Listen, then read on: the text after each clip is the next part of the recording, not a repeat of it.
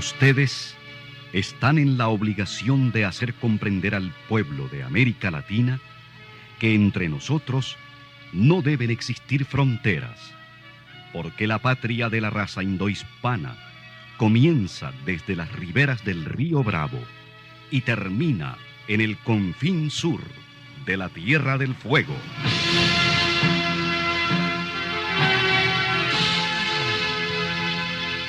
Sin fronteras. Un recorrido por los campos sin límites de la información, la música, la cultura, la economía y el deporte.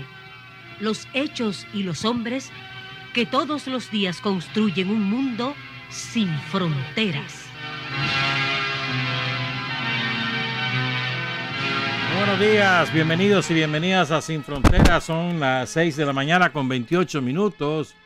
Hoy es lunes 28 también, 28 de julio, el último lunes de julio, el último lunes del séptimo mes del año. Buenos días, buenas tardes, buenas noches. Sin Fronteras, la revista, con William Griggs Vivado, en la primerísima 91.7 y 105.3 FM. Bien, vamos a empezar saludando gente porque... Y la primera hoja, porque se me hizo la primera hoja. Anda a buscármela, please, en el escritorio. Por favor. Qué barbaridad, qué desastre.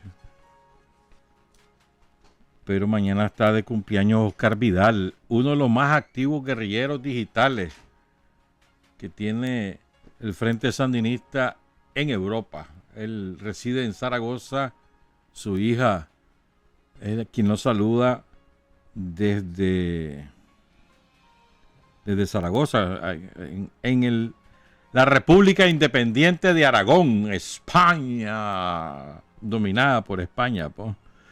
Pero bueno, Oscar vivió muchos años aquí y después volvió a irse a Zaragoza. Pues saludos de su hija Arlene. ¿Está cumpliendo qué? 48 por ahí, ¿no? 48 por ahí, sí. Y ayer estuvo de cumpleaños Francisco Javier Núñez III. Saludos, que ya va llegando a los 50 también. Felicidades. Quiero enviar un afectuoso saludo a los compañeros y compañeras de la Asociación de Forjadores, de Colaboradores de la Guerrilla del departamento de Matagalpa, del Tumaladalia, de Matiguás, de Río Blanco, de San Ramón, de la ciudad de Matagalpa, del municipio de Matagalpa, y a los compañeros de Estelí. Allá andaba Pedrito, andaba Sobalbarro, felicidades.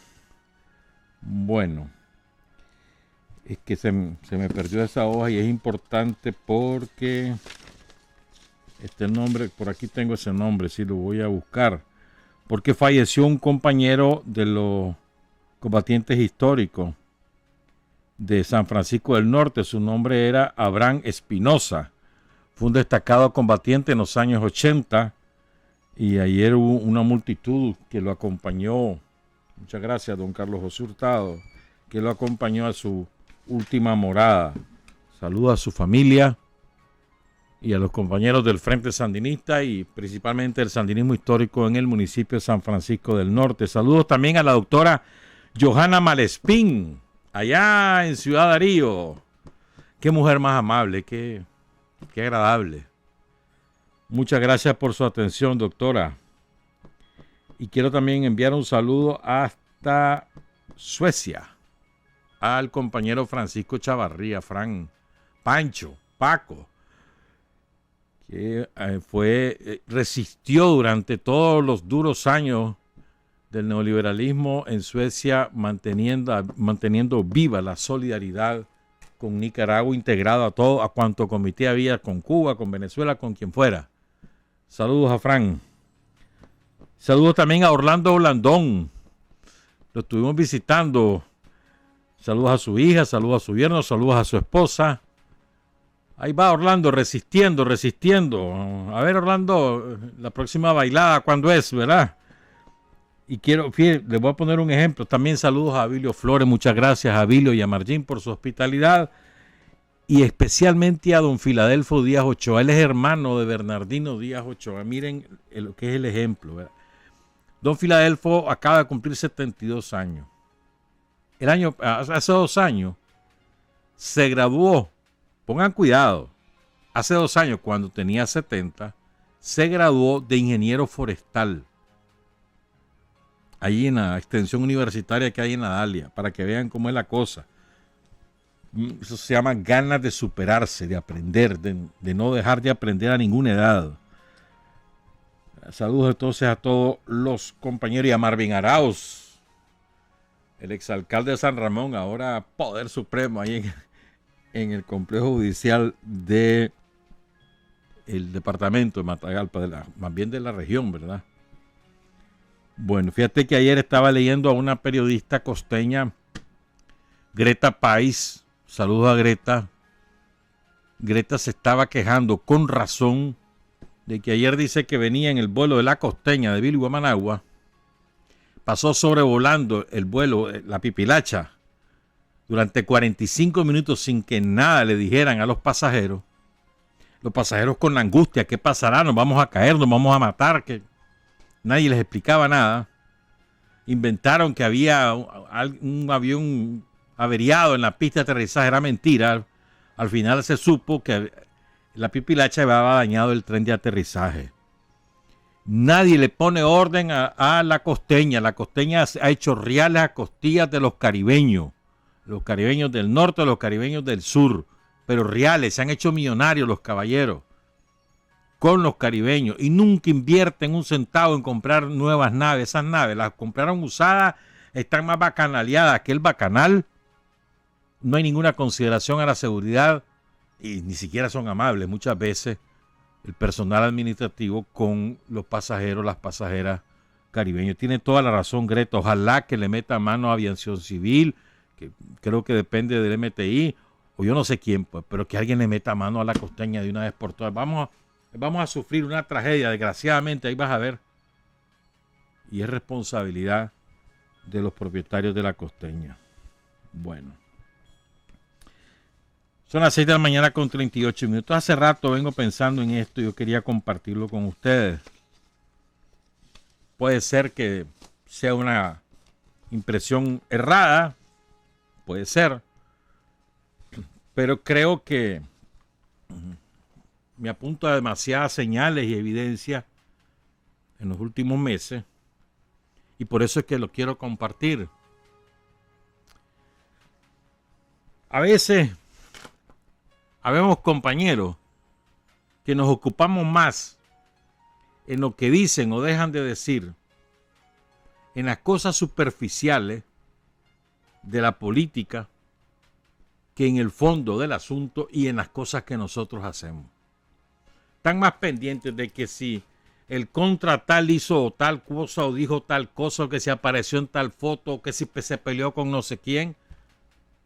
Algunos compañeros están más enfocados en eso que en qué es lo que estamos haciendo nosotros. Y el que estamos haciendo nosotros es muy amplio.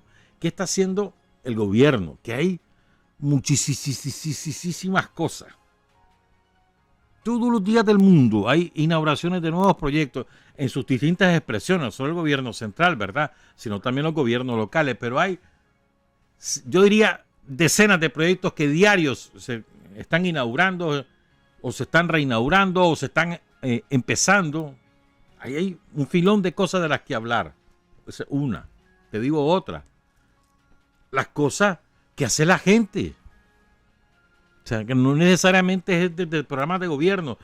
Los pequeños productores, los nuevos empresarios, microempresarios que les llaman emprendedores, los comerciantes, los campesinos que hacen todos los días. Que no dejan en su empeño de trabajar, de salir adelante. Hay tantísimas cosas. Y sin embargo nosotros nos empeñamos en estar en lo superficial. Que si la fulana, que si el sultano, que si el perencejo.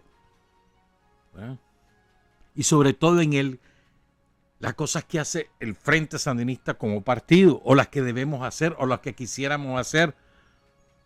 En lugar de estar, creo yo, a veces empeñados en eso, nos vamos a lo superficial y llenamos páginas y páginas y páginas y consumimos horas y horas de internet en el cohecherío. Esa es mi opinión. En lugar de estar en el fondo del asunto. ¿Cuál es el fondo del asunto, en mi opinión? No solamente en divulgar el quehacer de los distintos instrumentos de la revolución, incluyo ahí al ejército y la policía, por ejemplo. No solamente difundir adecuadamente todo el quehacer de las instituciones de gobierno, de todos los instrumentos de la revolución, sino además en la lucha ideológica, que es lo principal. Esta batalla es ideológica, en mi opinión. Esa es la principal batalla. Si nosotros ganamos la batalla ideológica como la vamos ganando, pero si esa victoria es rotunda, simplemente destroza al adversario en términos ideológicos y lo reduce a una mínima expresión política, la revolución se habrá consolidado definitivamente. Esa es la batalla principal, la batalla ideológica, la batalla cultural, que después deriva en una batalla política, obviamente, pues, pero la esencia es la batalla ideológica, idea contra idea, modelo contra modelo.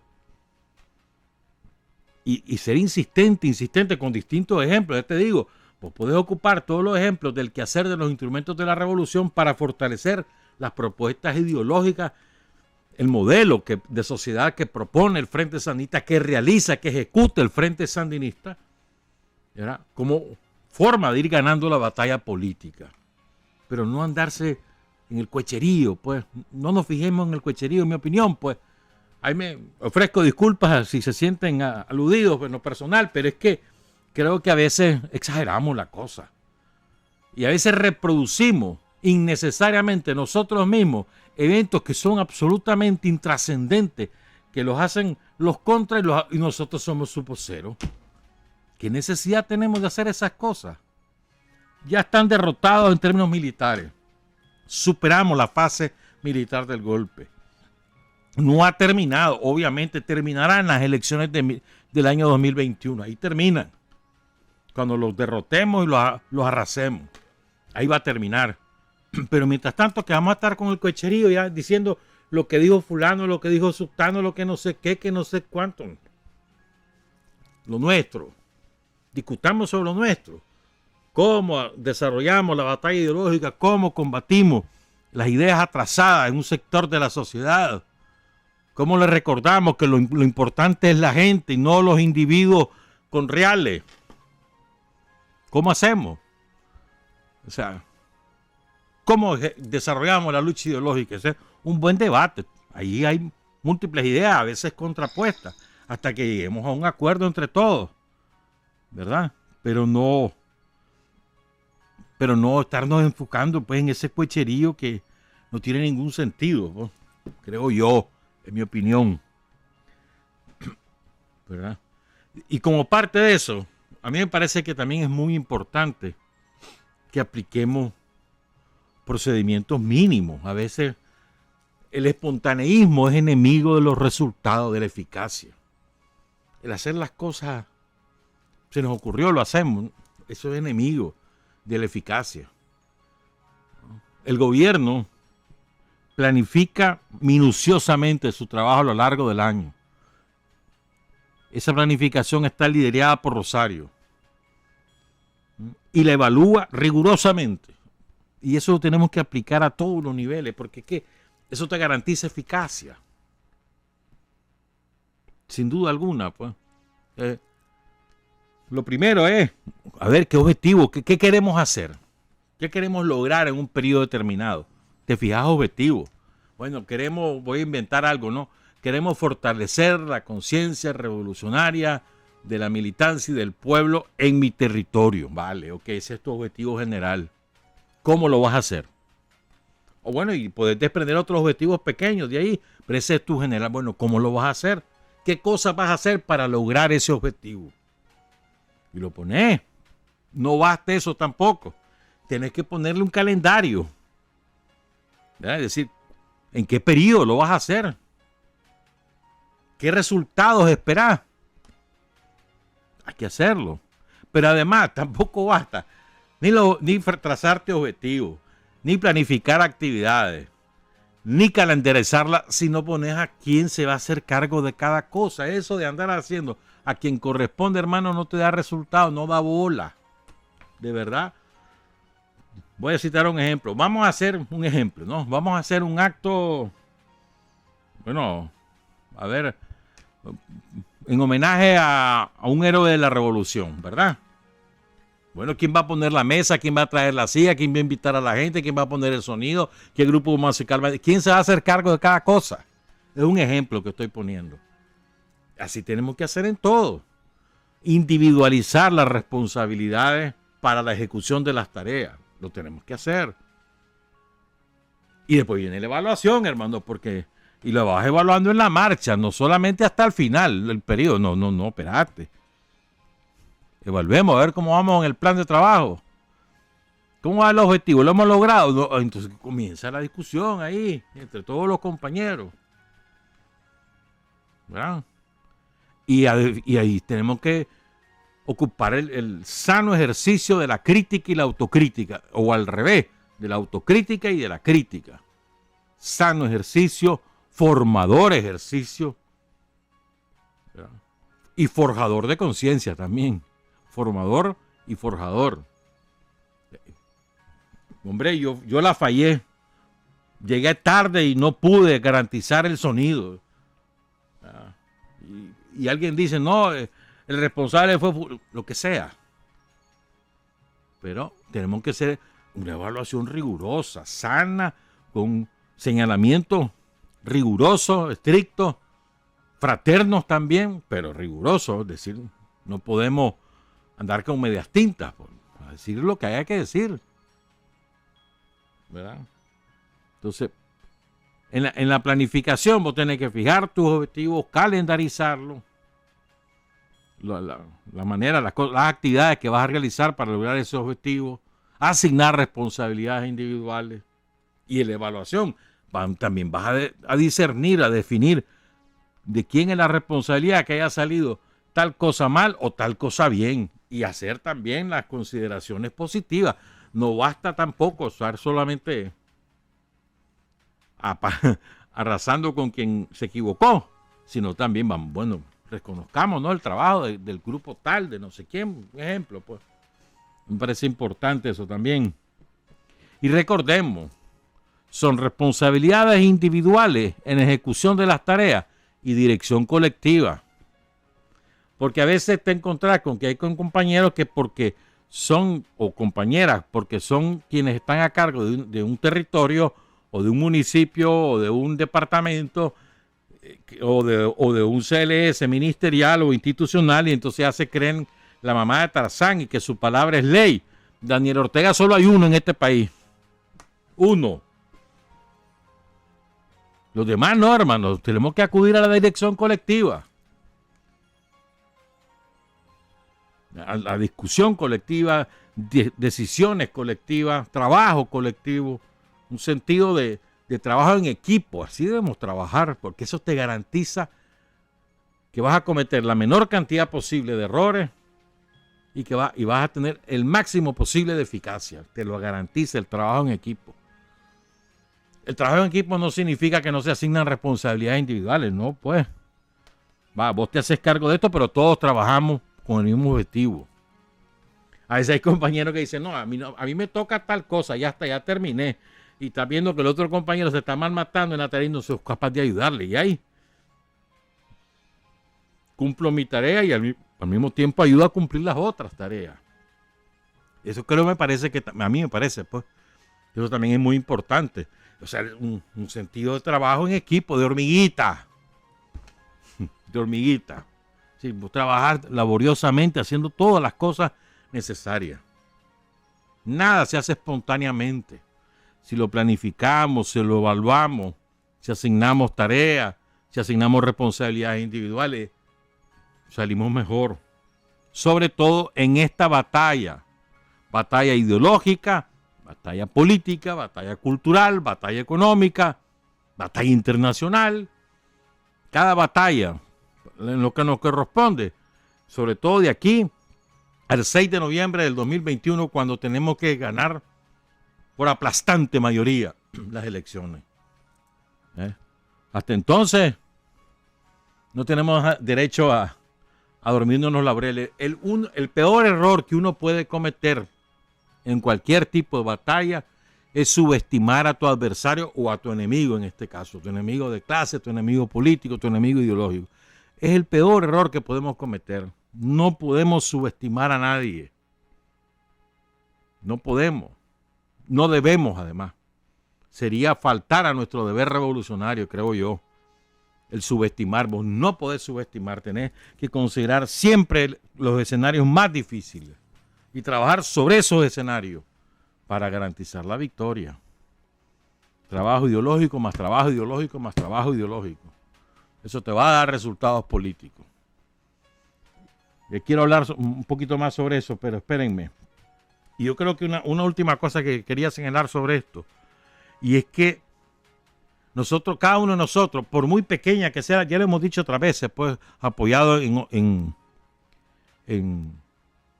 frases, en ideas de nuestros dirigentes ya caídos en combate o caídos a lo largo de estos años. ¿Verdad? Pero creo que es muy, muy importante que cada uno de nosotros haga el máximo esfuerzo posible en la tarea que te asignan, el máximo.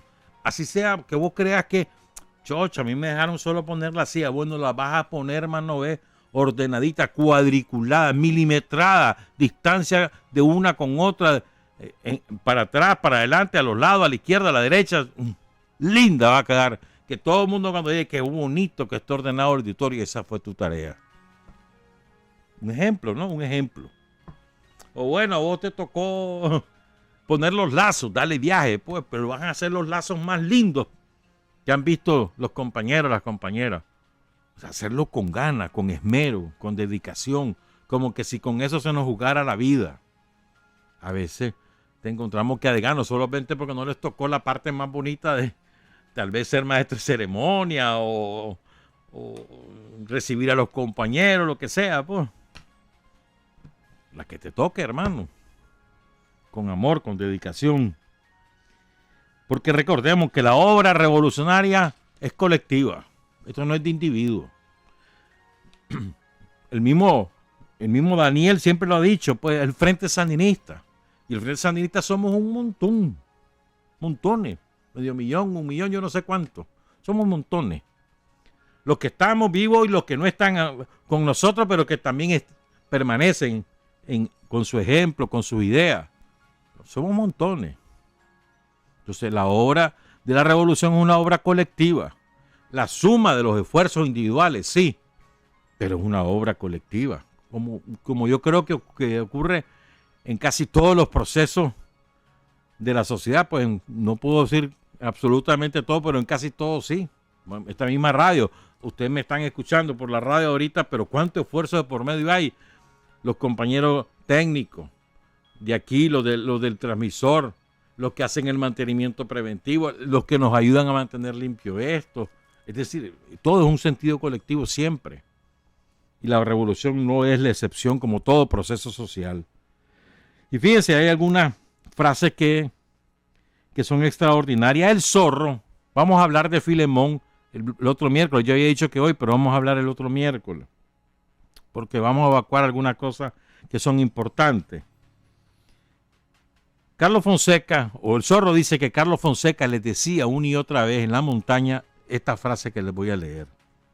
Dice el zorro que Carlos decía: cuando se tenga la posibilidad de estar cerca de alguien, quien quiera que sea, hay que aprovechar para platicarle. Hay que hacerse amigo de la gente. Porque con la amistad podemos hacer compañero al amigo.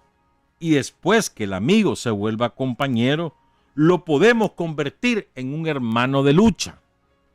Y de ese hermano de lucha podemos sacar un cuadro militante del Frente Sandinista de Liberación Nacional. Oigan qué bonito. De la amistad, primero del contacto, del acercarte a la gente. No que a veces encontrás compañeros, y ahí les voy a citar después un gran ejemplo que hay de lo contrario. Hay compañeras, hay compañeros que se pavonean porque tienen un determinado cargo, no vuelven a ver a nadie, están apurados por irse del acto porque creen que solo es que los van a ir a oír y ya se van, y en lugar de aprovechar el tiempo antes y el tiempo posterior para hablar con quien quiera que quiera hablar con uno, preguntar por la familia, por los amigos. En eso Daniel es ejemplo, hermano. Yo siempre le he dicho, vos te topás a Daniel, si tenés la suerte de toparte a Daniel, y si él te conoce de previo, te pregunta por el perro, por el gato, por la mamá, por el tío, por la abuela, por la casa, por todo. Si te conoce de previo. No, a veces te encontrás compañeros o compañeras, mano, que todo es que ya están ahí arriba y son una tufalera que no es jugando. Caminan difícil, se manejan difícil, hablan difícil, creyendo que así son más inteligentes o más cultos. Tenemos que superar la vanidad. Qué difícil es superar la vanidad, el creerse la mamá de Tarzán. Ninguno de nosotros ocupa ningún cargo de ninguna naturaleza, sino es por la voluntad del pueblo que se expresa a través de su instrumento, que es el Frente Sandinista. Entonces voy a repetir esta frase de Carlos Fonseca, citada por el Zorro. Cuando se tenga la posibilidad de estar cerca de alguien, quien quiera que sea, hay que aprovechar para platicarle, hay que hacerse amigo de la gente, porque con la amistad podemos hacer compañero al amigo, y después que el amigo que se vuelva compañero, lo podemos convertir en un hermano de lucha, y de ese hermano de lucha podemos sacar un cuadro militante del Frente Sandinista de Liberación Nacional. Frase de Carlos Fonseca, clase de enseñanza, hermano. Y en este trabajo ideológico siempre recuerdo una frase de Federico, el comandante Pedro Arauz Palacio, uno de los más brillantes organizadores que ha tenido en su historia el Frente Sandinista, un organizador nato, un conspirador nato, cuadro militar completo era Pedro Arauz. Pedro Arauz decía una frase que la dijo en una entrevista a un diario hondureño. Aquí la tengo grabada en la jupa desde que la leía ya por el año 76, 77, no me acuerdo ya qué fecha exacta, creo que sí, que fue 77, como para septiembre, agosto, en un diario hondureño. Fue una entrevista que le hicieron. Y entonces Federico decía, la política de la verdad es la política de la revolución. Fíjense, decía Federico, la voy a citar la frase completa. Los sandinistas sabemos ser fieles a las enseñanzas y ejemplos de los tan valiosos, heroicos e inolvidables hermanos caídos. Y sabemos luchar contra la explotación capitalista, la dictadura somocista y el imperialismo gringo hasta tener una patria libre o morir. La política de la verdad es la política de la revolución. No habrá fuerza técnica ni humana capaz de detenerlo. Fíjense, nunca hemos engañado. Sabemos luchar contra la explotación capitalista, contra la dictadura somocista, la cual derrotamos, y contra el imperialismo gringo. O sea, es un sentido ideológico profundo. No solo se trata de tomar el poder y hacer obras de gobierno a favor de la gente, sino también el sentido de la lucha contra el capitalismo. Porque esa es la explotación, esa es la peor lacra que arrastra la sociedad moderna en todo el mundo. Y yo recordaba una frase de Chávez a propósito de ayer. Chávez estuvo cumpliendo años. Ayer cumplió 65 años Chávez. Nació en el 54, el 28 de julio del 54, murió el 5 de marzo del 2013, chocho, hermano. ¿Cuántos años han pasado, verdad? Más de 6 años ya. Bueno. Entonces Chávez decía, decía Chávez, no hay que confiar nadita, como decía el Che, en el imperialismo, pero tampoco hay que tenerle miedo. Esto es muy importante. Muy importante. Vos no tenés por qué tenerle miedo. Sandino no le tenía miedo a los yanquis y por eso los derrotó. A miedo a morir todos tenemos. Pero miedo a a que los podés vencer, porque se creen la mamá de Tarzán. No, hermanos, los podemos vencer, como los hemos vencido. Ya. Yo te citaba el otro día un montón de ejemplos, todas las victorias que llevamos los sandinistas sobre Estados Unidos. No son poquitas, ¿oíste? Bueno, no podemos tenerle miedo, no solo a Estados Unidos, a los ricos vos no les podés tener miedo, no, ningún miedo, ni siquiera respeto en el sentido fraterno de la palabra, no, hermano, tampoco, no, o sea, ni miedo a los gringos, ni miedo al capitalista, no lo podemos tener miedo, los hemos vencido y los vamos a seguir venciendo. Confianza en la victoria. La confianza en la victoria depende de que no le tengas miedo. Así estás con toda huevada, no sé qué, hay que mirar, que es muy grande. Veo. Sandino en las peores condiciones inimaginables y los venció. Vietnam, Cuba, Venezuela que los está venciendo. Entonces, ¿qué onda? No te puedes arredrar solamente porque los ves que son grandes, que tienen reales, o que mira que el fulano tiene ingenios, que tiene no sé qué, y avión, ¿verdad? Decía Fidel, el 26 de julio de 1979, esa fue la primera visita que hizo una delegación del Frente Sandinista ya triunfante, la encabezó Carlos Núñez, ¿verdad? Y fue muy emotivo, pues lo llevó a recibir Fidel al aeropuerto, lo llevó el acto del 26 de julio, fue muy bonito eso. Decía Fidel en esa oportunidad, los sandinistas son revolucionarios, no lo vamos a ocultar nosotros, no lo va a ocultar nadie, no lo van a ocultar ellos, pero no son extremistas, son realistas. Y de la madera de los realistas se hacen las mejores revoluciones, las mejores y las más profundas revoluciones. Y auguro, decía Fidel, que van a llegar lejos porque no se apuran, porque no son extremistas, porque van despacio y saben qué objetivo corresponde en cada etapa de un proceso político y revolucionario, y la forma que se corresponden con esos objetivos. De eso estoy seguro. Voy a repetir la última parte que me parece la esencia de esa frase. Los sandinistas no son extremistas porque van despacio en el sentido estratégico de la palabra. Es decir, de ir consiguiendo los objetivos de largo plazo. Saben qué objetivo corresponde en cada etapa de un proceso político y revolucionario y las formas que se corresponden con ese objetivo. Vamos, no se nos olvide. Bueno, vamos a hacer la pausa, vamos a regresar porque tenemos muchas cosas todavía pendientes, que hay mucho que leer, mucho que compartir con ustedes. Son las 7 de la mañana con 4 minutos. Hay hombres que luchan un día y son buenos. Hay hombres que luchan un año y son mejores. Pero hay hombres que luchan toda la vida. Esos son los imprescindibles.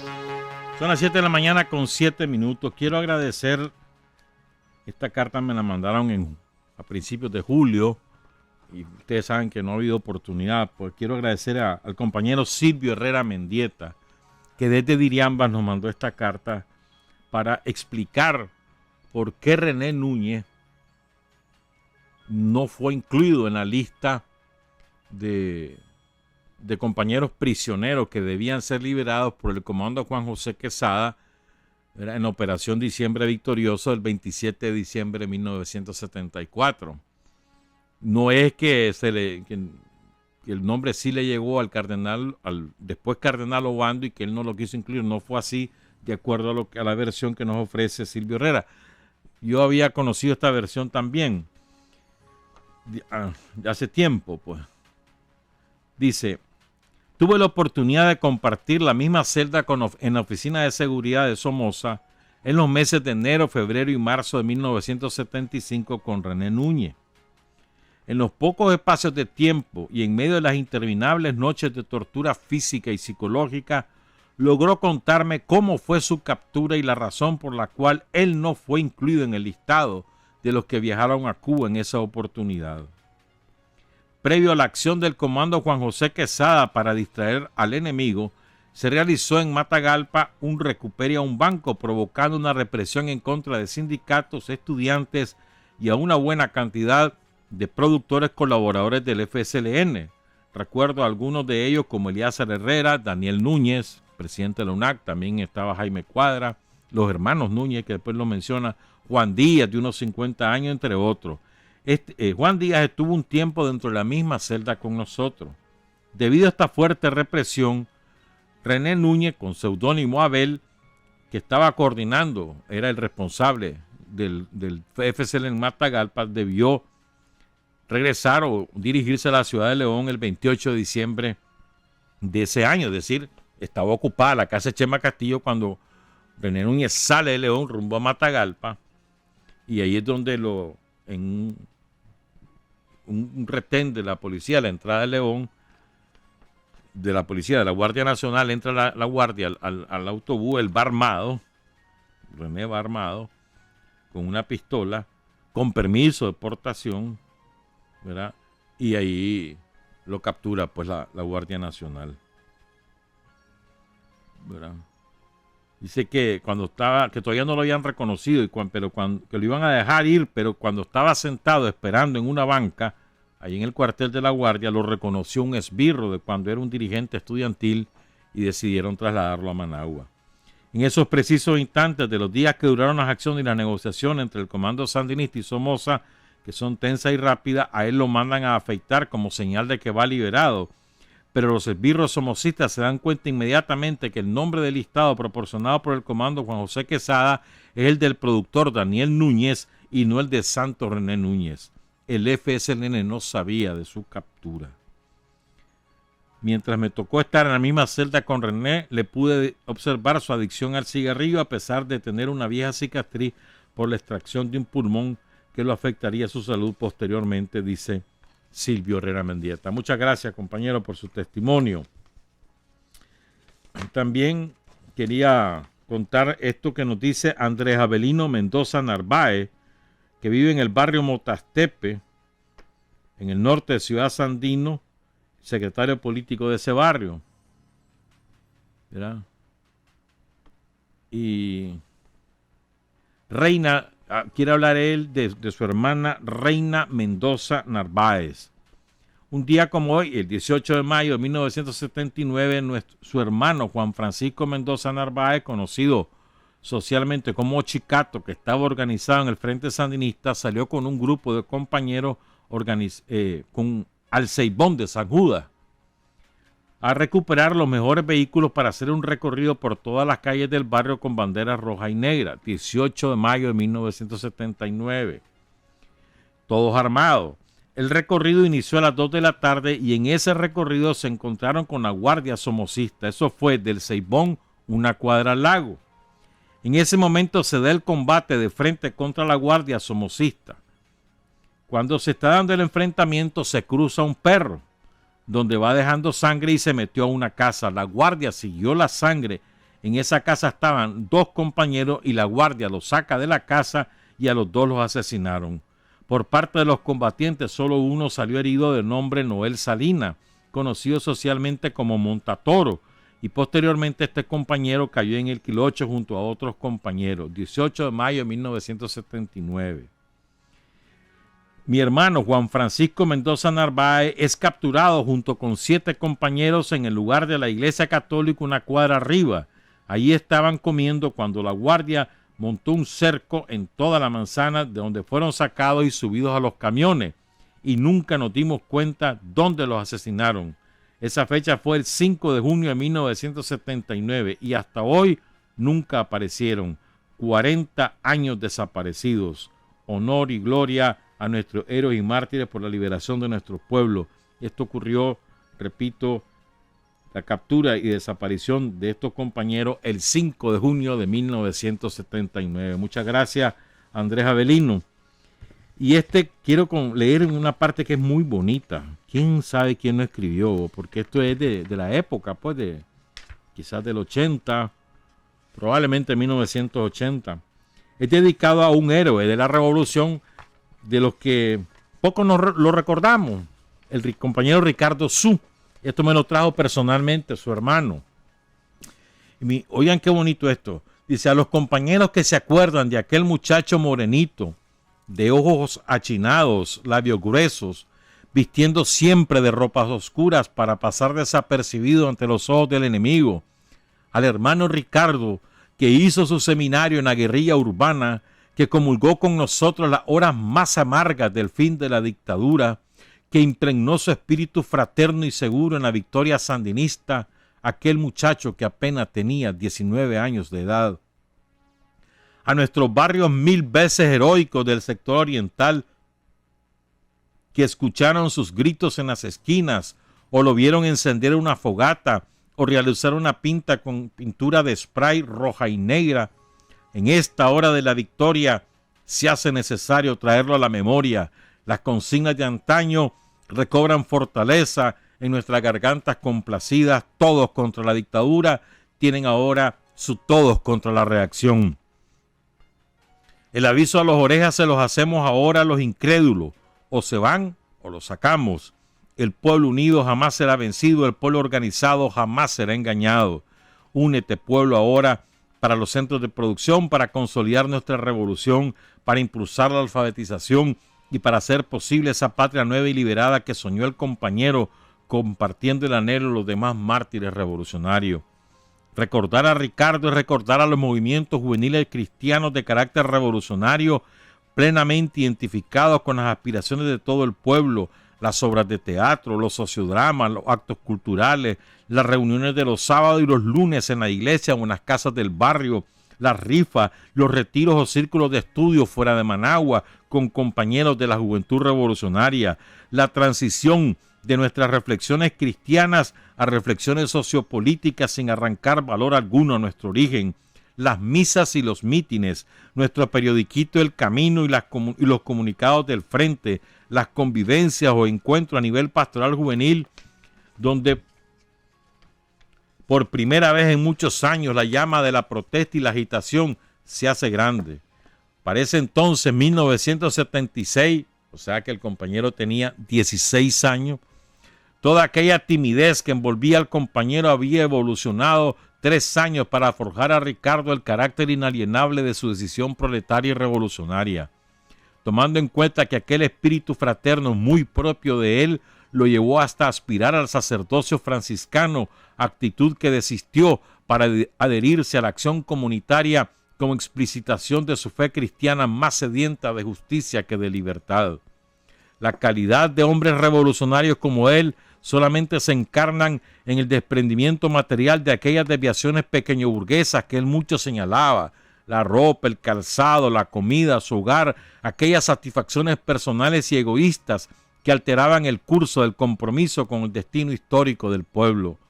Cuando descubrimos el sentido de su sacrificio por el sufrimiento de los explotados, obreros y campesinos a quienes profesaba una increíble fe, jamás dudamos de sus cualidades como cuadro esencial del Frente Sandinista y en especial de la juventud revolucionaria para el trabajo con las bases en los barrios, ya fuera en comités de defensa civil, coordinando los piquetes de hostigamiento con los muchachos del barrio Riguero, de las colonias Máximo Jerez y Nicaragua, la 14 de septiembre y las Américas, en donde ganó su militancia efectiva hasta ser responsable de esas zonas. Como comando revolucionario del pueblo, obtuvo grandes méritos por sus acciones de sabotaje, hostigamientos y cantidades de operativos montados contra el régimen somocista. Indudablemente que su trayectoria revolucionaria tiene muchos matices experimentales y anecdóticos que nunca podríamos agotar. Asimismo, es imprescindible señalarlo a la par de tantos otros hermanos caídos por la liberación nacional de nuestros barrios, quienes se codiaron, quienes compartieron sin condiciones la vida misma. Hoy, a tantos años de su caída heroica en la región de Piedra Quemada, en el repliegue de la fuerza sandinista Masaya, propiamente el 28 de junio de 1979, a la vez que reconstruimos la patria y celebramos la gloria de los muchachos que se decidieron salir a las calles para terminar con odiosa dictadura, no se piensa en los mártires solo con tristeza, se les imita en el presente y se les encarna para las generaciones victoriosas. sería inútil considerar la muerte de Ricardo Su sin resurrección entre nosotros, porque el extremo de su último sacrificio, socorriendo a los heridos de su columna, en un acto desbordante de amor revolucionario, releva su imagen proletaria. Al ser consecuente con sus ideales, se gana un lugar en la historia de la comunidad, en el corazón de sus hermanos y compañeros de clase que convivieron con él toda la experiencia hacia la liberación. Ricardo Su, que nació el 8 de octubre de 1959, su papá don Leopoldo Su Llanes, su mamá doña Rosa Aguilar Villagra, estudió en el Rigoberto López Pérez, en el Andrés Bello, e ingresó a la UNAM en el 77, ¿verdad? Vivió en la colonia Máximo Jerez, también en el barrio Riguero. En todas esas zonas estuvo participó en quemas de buses, en hostigamiento a patrullas de la Guardia. Uno de nuestros héroes, Ricardo Su, para que no lo olvidemos. Ustedes seguramente han escuchado al grupo Pancasán. ¿Quién no lo ha escuchado? Todo el mundo, ¿verdad? Pues bueno, el grupo Pancasán fue fundado, tiene muchos fundadores, ¿verdad? Hay algunos ahora que ya renegaron de toda esa condición. Pero una de las compañeras que fundó el grupo Pancasán y a la que yo recuerdo con mucho cariño, era Laura Amanda Cuadra. Laura Amanda, una muchacha que de clase media, que se incorporó al Frente Sandinista más o menos en el 1975-76. Para el 75, para agosto del 75, que se funda el grupo Pancasán. De hecho, el nombre de Pancasán lo recibe porque era para la jornada heroica de Pancasán, se estaba conmemorando, y ahí estábamos hablando del 8º aniversario. Y hay quienes creen que quien le puso el nombre Pancasán fue la compañera Eva Teller, arquitecta Eva Teller, que improvisó en la presentación. Vamos a presentar el grupo Pancasán, y así se quedó el grupo Pancasán. Laura Amanda, de ahí la recuerdo yo, de las luchas estudiantiles. Fíjense lo que es, ¿verdad? Laura Amanda estaba quemada por ser del grupo Pancasán y por sus actividades políticas. Estaba quemada, la Guardia la tenía vista. Yo tenía dos opciones: o la sacaban del país, su familia o el propio frente, o pasaba a la clandestinidad para evitar o para reducir las posibilidades de que la Guardia la matara. Y ella dijo: no, yo fuera del país no me voy. Se fue clandestina, pero no es que se fue clandestina solamente para esconderse o para sobrevivir, no, hermano.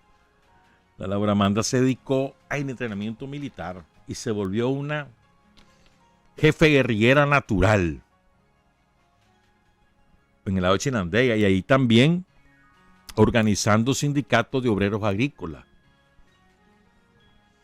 Ella es una de las principales promotoras de la ATC en el departamento de Chinandega, la zona de Ranchería, la zona del Viejo, etcétera, pues, todas las zonas de las haciendas donde eran tan bárbaramente explotados, humillados y oprimidos los obreros agrícolas y los campesinos. Ahí algún día vamos a contar esa historia de Chinandega, la barbaridad que ocurrió en los años 50 en León, Chinandega con Somoza. Pero bueno, Laura Amanda ahí se dedicó. A ella le toca ser la jefa de la unidad guerrillera que combate en Chichigalpa. De hecho, ahí le sorprende el triunfo en Chichigalpa. Una mujer completa, cuadro político, cuadro militar. Cuando triunfa la revolución, ella se queda en la ATC y la nombran responsable de la formación ideológica. Hasta que, y ahí pasaban 100, 120 compañeros mes a mes en formación, y generalmente era ella la que daba los seminarios, pues los cursos, los talleres. Ella misma se encargaba. Había otros compañeros, pero ella era una de las principales. En esa tarea andaba en la escuela Piquín Guerrero, que quedaba aquí en la carretera Masaya. En esas tareas andaba yo para Matagalpa y Jinotega, preparando el primer aniversario del triunfo de la revolución, ¿verdad? Cuando el 10 de junio de 1980 iban en un vehículo rumbo a Jinotega y Matagalpa, ahí por la Cuesta del Coyol, por esa zona, se les atravesó una vaca, se dieron vuelta y ahí murió la compañera. Laura Amanda Cuadra. Queremos enviar un saludo a toda su familia, a su padre, don César Cuadra Downing, a su madre, doña María Teresa Fernández, a sus hermanas, sus hermanos. De verdad que una mujer dulce, tranquila. Yo, por lo menos, es la imagen que yo tengo de ella, pues. De sonrisa fácil. Ya ves, mano, una mujer, no, voy clandestina, sí, pero voy a aprender a ser guerrillera. Genial. Una mujer consecuente hasta las últimas consecuencias. Laura Amanda Cuadra, otra heroína que no debemos olvidar. Bien. Y ahora quiero cerrar con esto. Voy a sorprender seguramente. ¿Saben qué? Esto de la sencillez y del contacto con la gente, yo vivo obsesionado con eso. Es que yo no me explico ninguna actividad revolucionaria si no tenés un contacto cotidiano de igual a igual con la gente, con el pueblo y especialmente con los jóvenes. ¿Verdad? Y para mí en eso, Daniel, eso es ejemplo de verdad. Digo, ahora ya está mayor, amenazado de muerte por todos lados, ya no tiene posibilidad más que en actos públicos. Pero cuando él andaba ustedes lo conocieron por todos lados. Estábamos en la oposición y ese hombre no paró. Cuando estaba gobernando en los años 80, el huracán en Bluefield ahí estaba hasta ahora antes y obligado lo sacaron de Bluefield y el huracán Juana arrasó Bluefield, arrasó el Rama, arrasó Muelle de los Bueyes. Eso fue terrible ese huracán. Pero bueno, los cara al pueblo, que era más lo que se hablaba después que lo que se hablaba en los actos, porque después se quedaba horas Daniel hablando con quien llegara a acercarse, con quien se lograra acercar, perdón.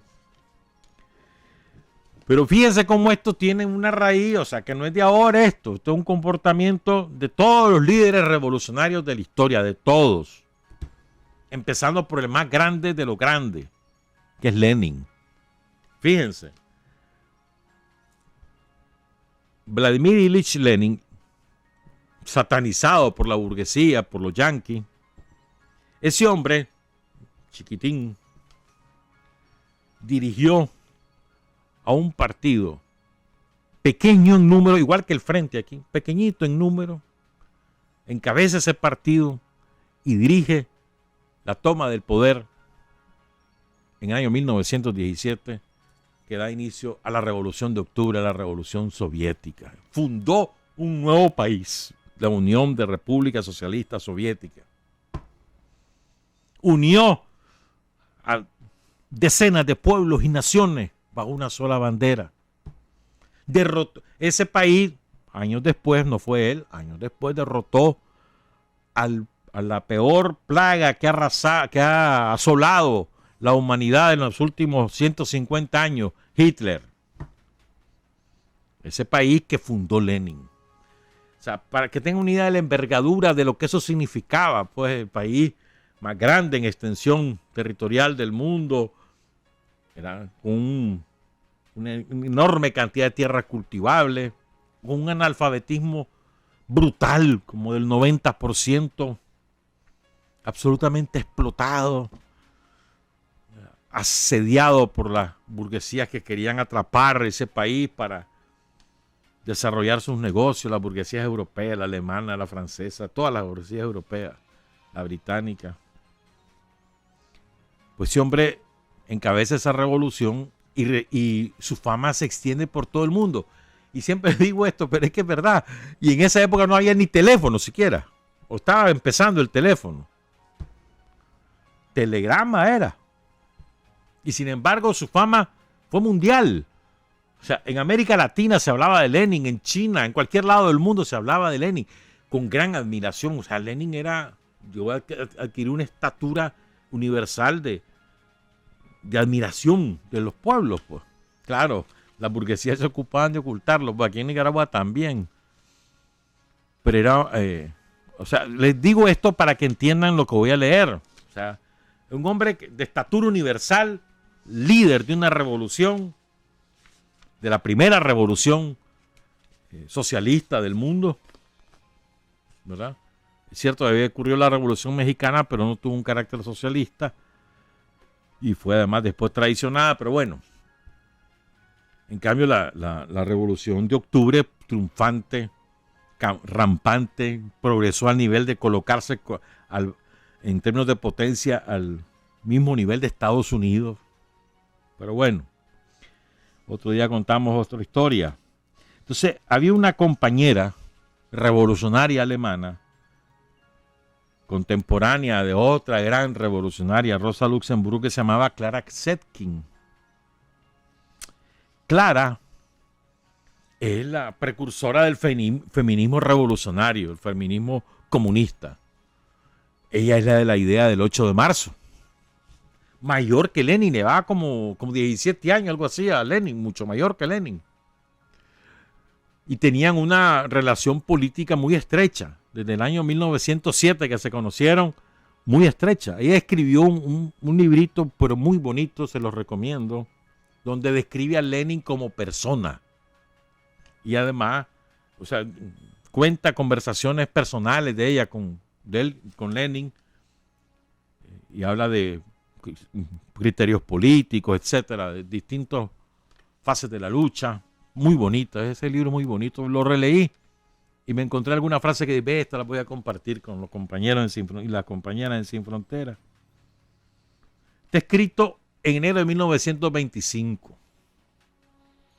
y fue a propósito de que se cumplía el primer aniversario de la muerte de Lenin, que murió el 21 de enero de 1924, como resultado final del atentado que 3 años antes había sufrido, había superado la primera fase, pero finalmente murió en el pináculo de su trayectoria política, cuando tenía un mundo de cosas que dar y cuando además estaba en ciernes un grave problema en el Partido Comunista de la Unión Soviética entre Stalin y Trotsky. Esa es harina de otro costal. Yo le quiero hablar de la parte humana y esa parte, esa cualidad esencial que se llama sencillez, humildad revolucionaria, ¿verdad? Que a veces nosotros somos exactamente lo opuesto, somos muy vanidosos, muy presumidos.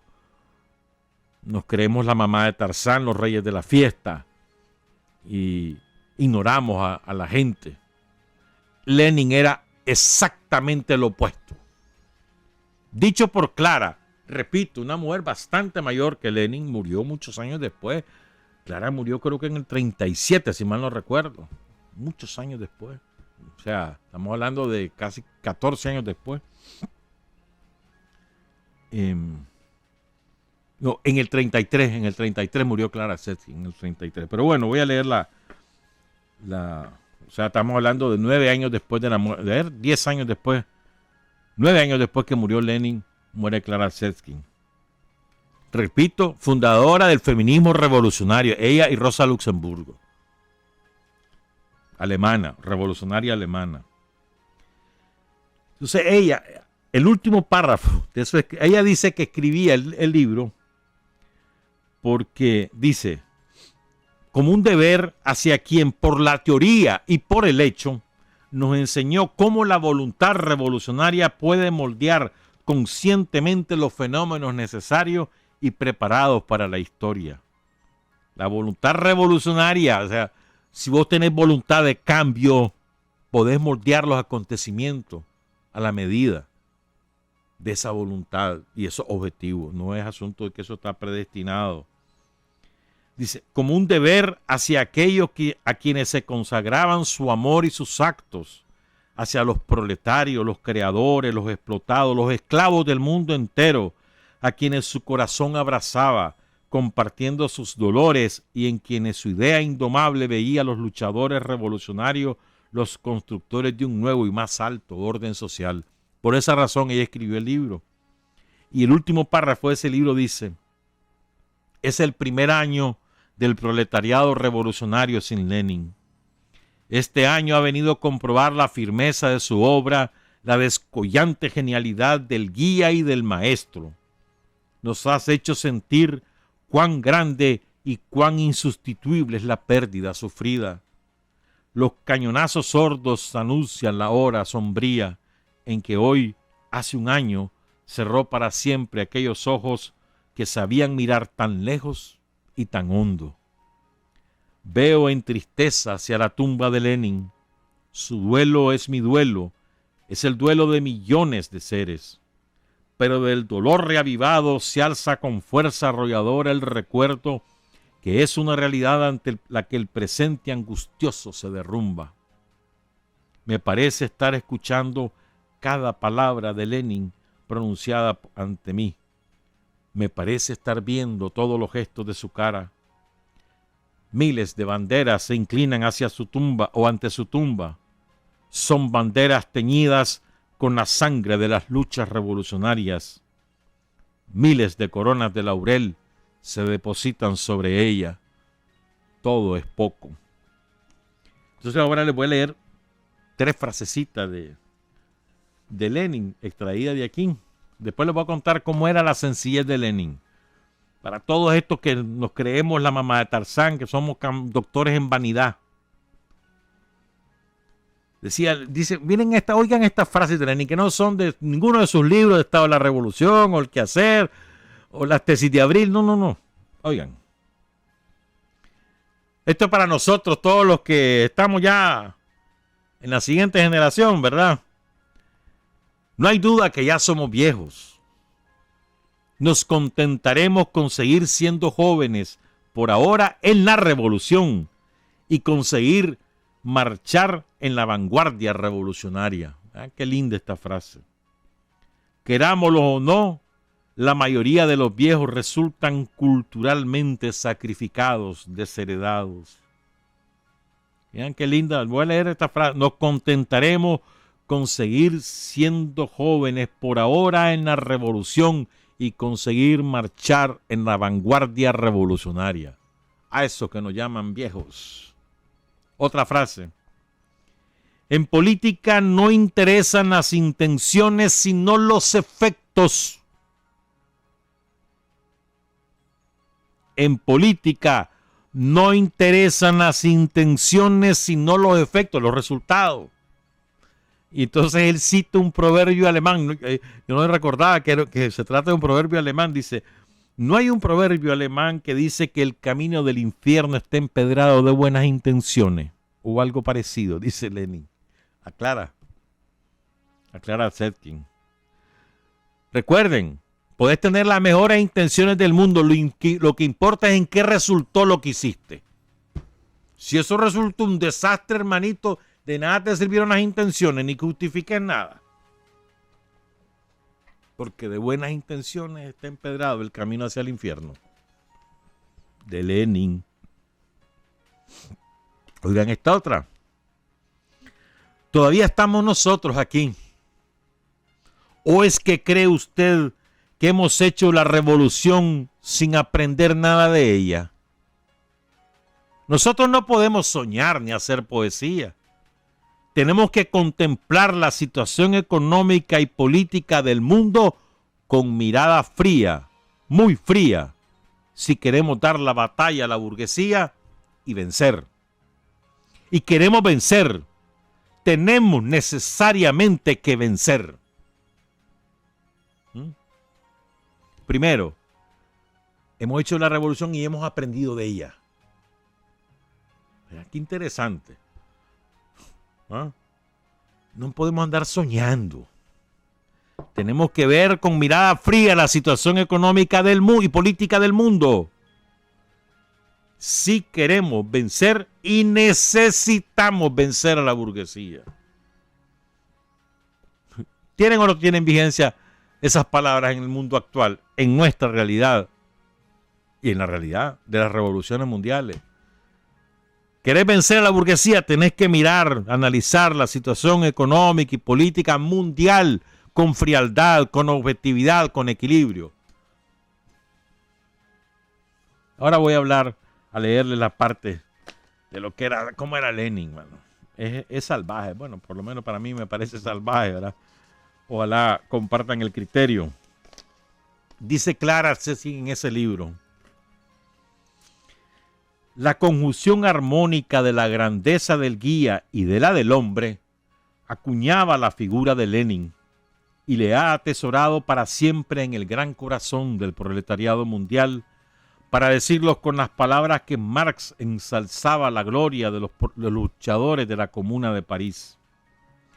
Pues los trabajadores, los sacrificados a la riqueza, los que como el poeta no conocen esa postiza cortesía de Europa, es decir, oigan qué lindo, la postiza cortesía de Europa, es decir, las mentiras y las hipocresías convencionales del mundo burgués, saben distinguir con fino y sensible instinto lo auténtico de lo falso, la grandeza sencilla y la vanidad afectada y ampulosa, el amor de quien se consagra a los proletarios con el sacrificio de su vida y con la voluntad ardiendo en el afán de realizaciones, y la postura de quienes vienen a su campo buscando una popularidad en la que solo se refleja un deseo necio de fama. Lenin no había cambiado en nada. En 1900, está citando para el congreso que hubo en 1920. Apenas había envejecido. Hubiera jurado, dice Clara, que aquella chaqueta pulcramente cepillada era la misma modesta chaqueta con que le había conocido en 1907 en Stuttgart, Alemania, en el Congreso Mundial de la Segunda Internacional. Imagínate, llevaba 13 años con la misma chaqueta y ya era el máximo líder de la naciente Unión Soviética y de la Revolución Mundial. Ahora, en el Kremlin, dice Clara, la actitud de Lenin y su modo de comportarse eran los mismos, los de siempre. Los debates se hacían de vez en cuando agitados y turbulentos. Lenin se distinguía, como se había distinguido siempre en los congresos de la Segunda Internacional, por el modo de observar y seguir atentamente los debates, por su gran serenidad y por aquella calma, seguridad en sí mismo, que era concentración, energía y elasticidad interiores reconcentradas. Así lo atestiguaban de vez en cuando sus interrupciones y observaciones y sus largos análisis una vez que tomaba la palabra. Nada notable parecía escapar a su aguda mirada y a su claro espíritu. Durante aquella sesión, como después en todos sus actos, me pareció que el rasgo más saliente del carácter de Lenin era la sencillez y la cordialidad, la naturalidad de su trato con todos los camaradas. Y digo naturalidad, pues tenía la sensación firme de que aquel hombre no podía comportarse de otro modo. Su conducta para con todos los compañeros era la expresión natural de lo más íntimo de su ser. El nombre de Lenin congregaba en América, en el Japón y en la India a todos los que se rebelaban contra el poder esclavizador de la riqueza. Y sin embargo, cuán sencilla, cuán modesta era la figura de aquel hombre que tenía ya tras de sí una obra histórica gigantesca y sobre cuyos hombros pesaba una carga agobiadora de confianza ciega, de terrible responsabilidad y de trabajo sin fin. Lenin se hundía y se perdía por entero en la masa de los compañeros, confundiéndose con ellos como uno cualquiera, como uno de tantos. Ningún gesto, ningún movimiento que le destacase sobre los demás como una personalidad. Su personalidad auténtica y legítima no necesitaba esos adornos. Lenin tenía para todos una sonrisa o un afectuoso movimiento de cabeza cuyo reflejo era siempre una cara resplandeciente de alegría.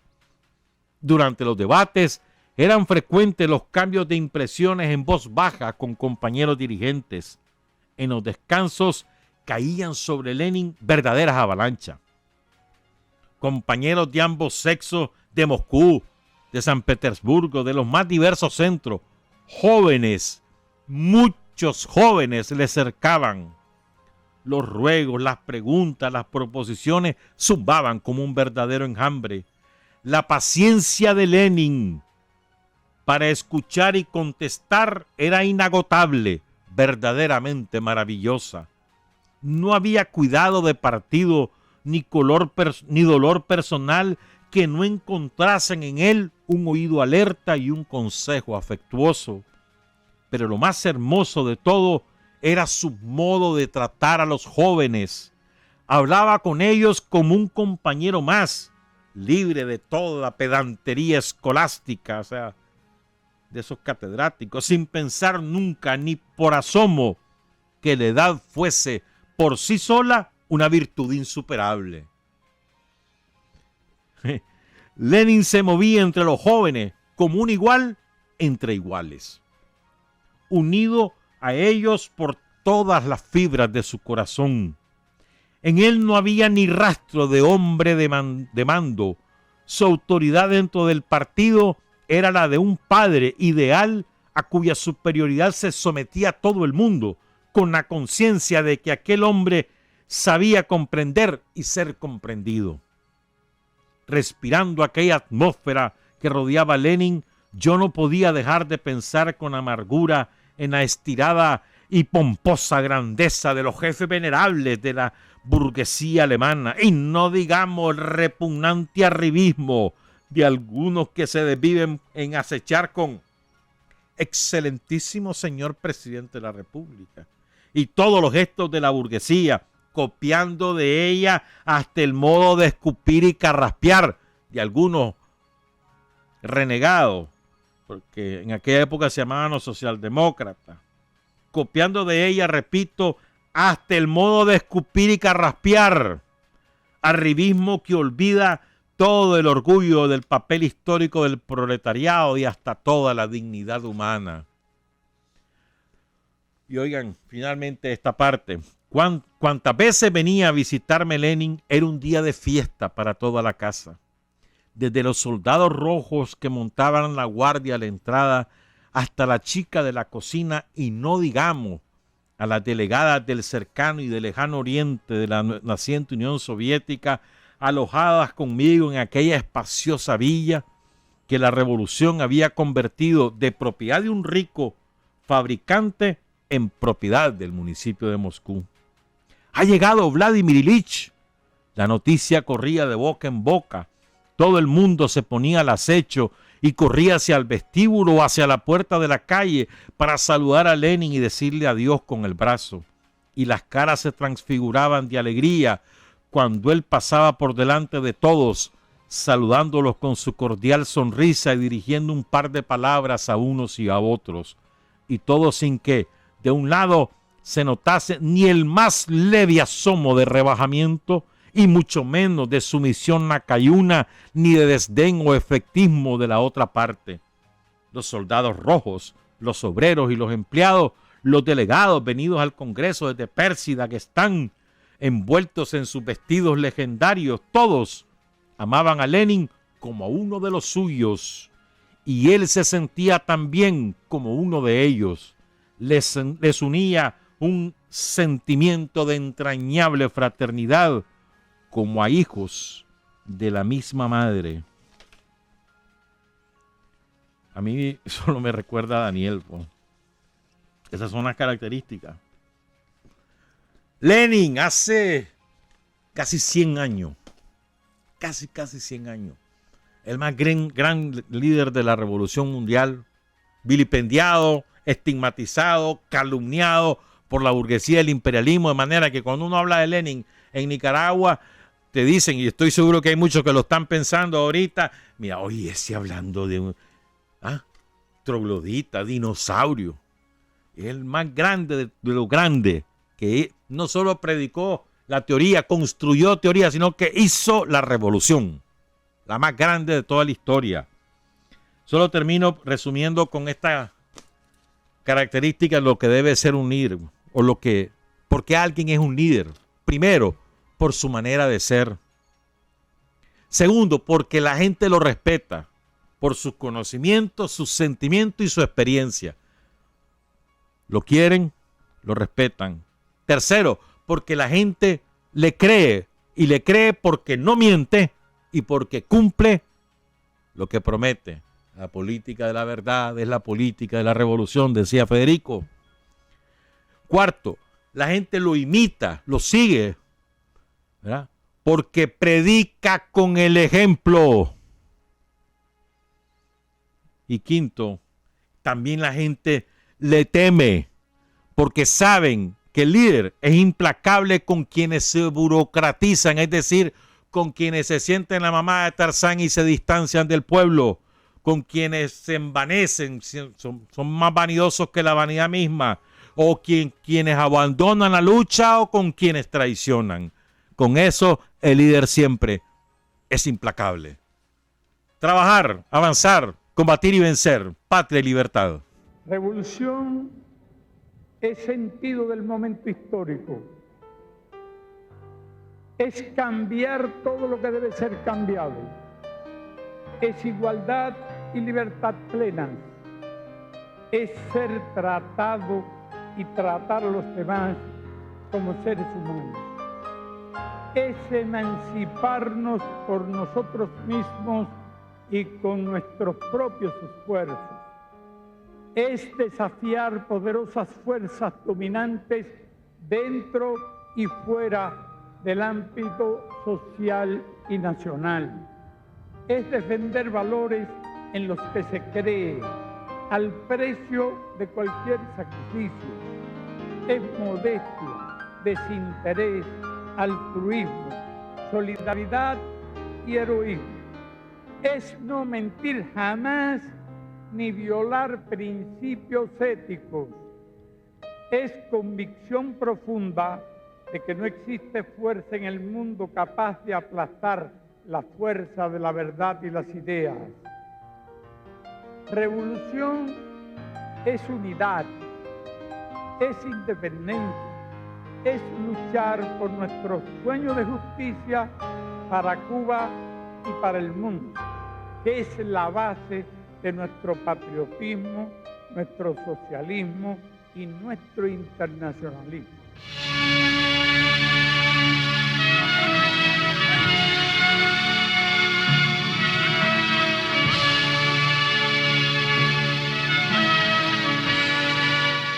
Hasta aquí, usted y nosotros hemos recorrido el mundo sin fronteras.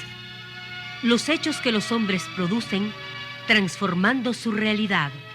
Desde aquí, Nicaragua.